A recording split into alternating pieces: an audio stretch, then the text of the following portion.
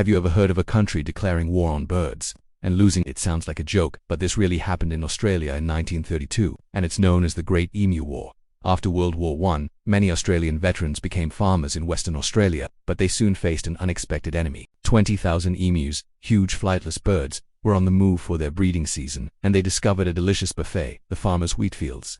These giant birds were trampling and eating everything, threatening the farmers' livelihoods. Desperate, the farmers appealed to the government for help. The solution: send in the army. Yes, you heard that right. Soldiers, armed with 2 Lewis's machine guns and 10,000 rounds of ammunition, were deployed to fight the emus. The Minister of Defense himself approved the operation. It was supposed to be an easy win, man and machine versus, well, birds. The first attempt was a total disaster.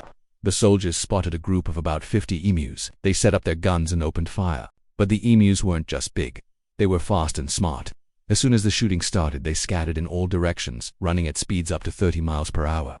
The soldiers barely hit any of them. The official report stated that a number of birds were killed, but the rest just vanished. The army tried again a few days later, attempting an ambush near a dam.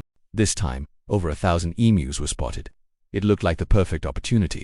But just as the soldiers were about to fire, one of the machine guns jammed. The emus once again scattered, leaving the soldiers in their dust. It was becoming clear that these birds were surprisingly tough military opponents. They even seemed to have tactics, with small groups breaking off to lead the soldiers on wild goose or emu chases. The media had a field day with the story. Newspapers ran headlines mocking the military's struggle against the feathered menace. One ornithologist commented that the emus had developed guerrilla tactics. After about a month of frustration and very few dead emus, the military operation was called off. The soldiers packed up their guns and went home, defeated. So, who won the Great Emu War? The emus, without a doubt. The army had used thousands of rounds of ammunition and only managed to kill a small fraction of the emu population.